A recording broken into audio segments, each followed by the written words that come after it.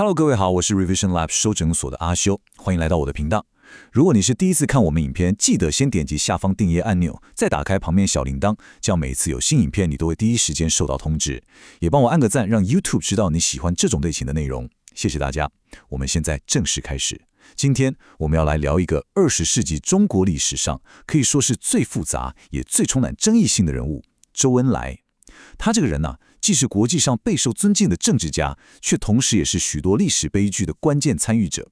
這是一個充滿矛盾的故事，我們馬上來深入拆解。OK， 這次的分析我們會像剝洋蔥一樣，一層一層地揭開周恩來這個人的複雜面貌。首先，我們會從他形象上那個最讓人困惑的雙面謎題開始。接着呢，我們會把時間拉回到起點，看看他早期是怎麼樣成為一位革命的頂尖操盤手，後來又轉變為一位務實的國家建構師。然後，我們會進入最關鍵也最黑暗的一面，他為什麼會成為毛澤東的主要促成者？但故事還沒完，我們還會在權力的夾縫中去尋找他那些隱晦的抵抗。最後，我們會把所有的線索拼湊起來，一起來理解為什麼有瑕疵的巨人會是他最貼切的一個注解。好，我們就直接切入他形象裡最核心的那個衝突點。你知道嗎？在國際舞台上，周恩來給人的印象是那個風度翩翩、理性又優雅的外交家。可是在中國國內，他又被很多人指控，說是毛澤東那些殘酷政策的共犯。一個是天使，一個像是魔鬼的助手。這兩種這麼極端的評價，怎麼可能同時存在於同一個人身上？這就是我們要解開的第一個謎題。研究這段歷史的學者，像是耶魯大學的陳建教授，他就提到一件事，就連他自己的爸爸都曾經很嚴肅地問他一個最根本的問題：你告訴我，周恩來到底是好人還是壞人？你給我一個乾脆的是或不是。你看，這個問題聽起來很簡單，卻是直指核心。這不只是一個家人的困惑，更可以說是整個時代對這位歷史人物的終極拷問。而這個問題，也正是我們這次整個分析想要去探索的。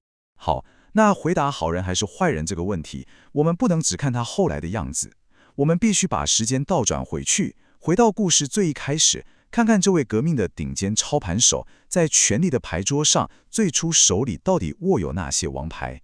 很多人可能都有個印象，以為毛澤東從一開始就是中共的絕對領袖，但事實上完全不是這樣。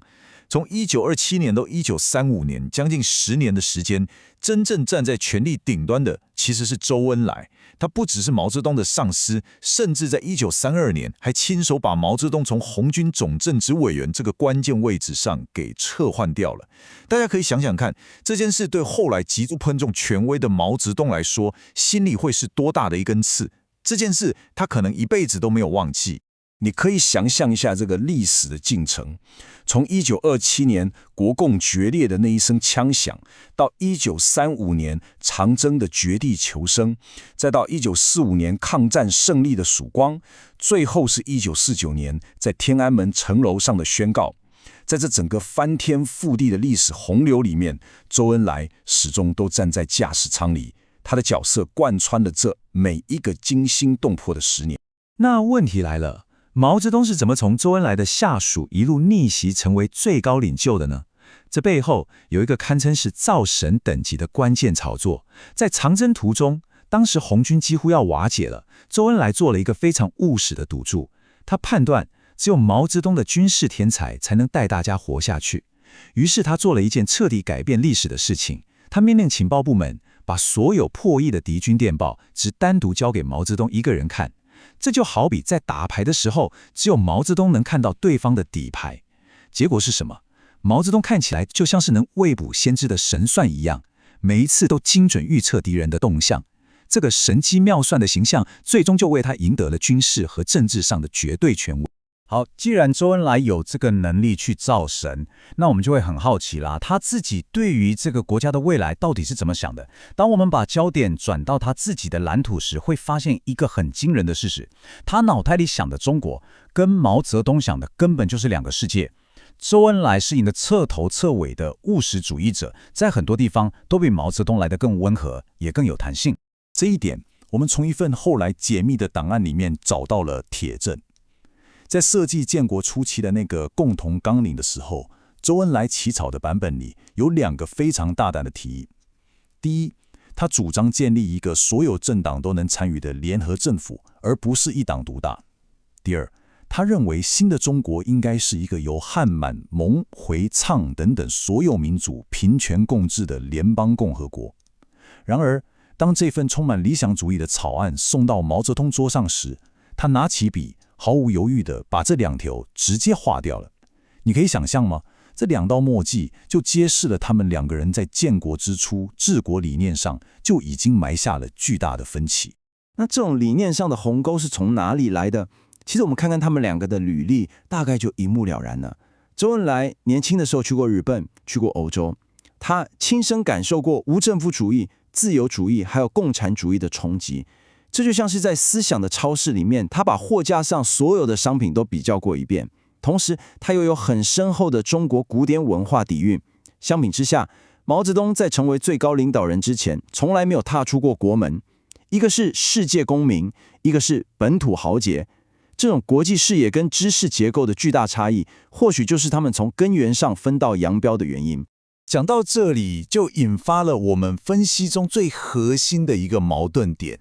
既然周恩來的想法這麼不一樣，甚至可以說更為現代，那為什麼後來他會變成那些導致數千萬人死亡的災難性政策，像是大躍進最主要的執行者呢？這是一個讓人不寒而栗的轉折點。故事要從1952年開始說起。當時周恩來從蘇聯爭取到大規模的工業援助，這本來是好事。可是毛澤東知道之後，就像是拿到了一筆巨額的投資，決定立刻讓整個國家建設油門踩到底，加速衝向社會主義。這就引發了一場反冒進的爭論。所謂的冒進，用我們今天的話來講，就是完全不顧現實條件，要求所有部門的 KPI 立刻翻倍，把所有資源都砸到重工業上，就像一輛失速的火車一樣。作為總理，周恩來當時是公開反對這種瘋狂的冒進，他認為這會掏空國庫，拖垮民生。結果他立刻就成了毛澤東的眼中釘。毛澤東用一種幾乎是審判的語氣在會議上抨擊他，說反冒進就是反馬克思主義，是反動的，距離右派只有50米了。各位，在那個年代右派這頂帽子一旦被扣上，就意味着政治生命的終結，甚至是肉體的消亡。這句話幾乎就是一道死亡威脅。這場政治鬥爭的結果就是周恩來被迫低頭認錯，而毛澤東的反冒進運動直接催生了接下來的大躍進。這場運動最終釀成了1959到1961年的大饑荒。根據後來的估計，有高達3000萬人非正常死亡，這是人類在和平時期最大的人為災難。而周恩來這位曾經反對冒進的總理，最終卻成為了這台絞肉機的總操作員之一。我們可以想象他內心有多麼痛苦，但他依然簽署了那些文件，執行了那些命令。但是如果故事只講到這裡，那周恩來就只是一個弱弱的幫兇而已。接下來這個部分就需要我們更細心的去觀察了。歷史學家在大量的檔案和回憶錄中發現，周恩來在權力的夾縫裡面，用一種非常隱晦、充滿知識分子是智慧的方式，對毛澤東的極端主義進行着他自己的抵抗。舉一個最經典的例子，當時黨內有個核心原則叫做民主集中制。毛澤東的官方解釋是先集中後民主，他強調的是紀律、統一意志，把集體放在最前面。可是就在幾個禮拜之後，周恩來在另外一個場合卻給出了完全相反的詮釋。他把詞的順序顛倒過來，強調要先民主後集中，說要保障個人心情舒暢、自由發展。各位，在那個政治高度敏感的時代，光是調換2個詞的順序，就是一次非常大膽的政治表態。這等於是公開挑戰毛澤東對核心原則的定義權。他的抵抗不只停留在文字遊戲上，更有實際的行動。在大躍進所有東西都要歸公社的那個瘋狂時期，周恩來到地方視察的時候，會悄悄地把地方官員拉到一邊，跟他們說一定要給農民保留6小自由，像是讓他們有自己的小塊菜地，能養幾隻雞，可以去河裡捕魚等等。這些聽起來微不足道的權利，在那個連鍋碗瓢盆都要充公的年代，就是無數家庭的救命稻草。可以說，他這是在巨大的災難機器上偷偷地鬆開了幾顆螺絲，也為後來更務實的經濟改革埋下了種子。到了晚年，他的抵抗變得更加公開和直接。1973年，毛澤東想借着周恩來跟當時美國國務卿季辛吉的一次會談，發動一場政治運動，把他打成投降派、賣國賊。在過去幾十年裡，周恩來面對毛澤東的批評，標準動作就是寫檢討、做自我批評來過關。但這一次，在他生命的末期，他選擇了硬扛，他拒絕了。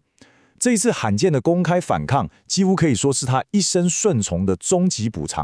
促成者、抵抗者、實幹家、陰謀家，所有這些矛盾的標籤都貼在了他身上。當我們把所有這些線索都拼湊起來之後，一個更立體也更複雜的周恩來形象才終於浮現出來。在他生命的最後階段，周恩來下了他一生中最重要的一盤棋。在他跟毛澤東最後一次還能正常交流的會面中，他拖着病體，表面上看起來是在平淡地匯報工作，卻非常精準地拋出了一份報告，指出毛澤東當時屬意的接班人，像是江青、長春橋這些人，存在着嚴重的歷史問題。這個舉動就像是在棋局的最後一步，輕輕地挪動了一顆棋子，卻徹底堵死了對方將軍的路線，也阻止了毛的激進派系在他死後能夠順利地掌權。所以，我們到底該怎麼樣來定義周恩來？有瑕疵的巨人，這或許是歷史學家能給出的最精準的一個描述。這個詞的意思是說，他是一位劃時代的歷史巨人，他的巨大成就和政治家風範，跟他本人在那些災難性事件中的共犯角色是血肉相連、密不可分的。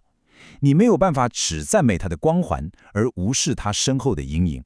他既不是聖人，也不是魔鬼，他就是一個在極端的時代之下，人性複雜性的極致體現。總結一下今天的重點，周恩來這位有瑕疵的巨人究竟給我們留下了什麼？第一，是他一生在理想跟現實之間掙扎所體現出來的妥協的價值。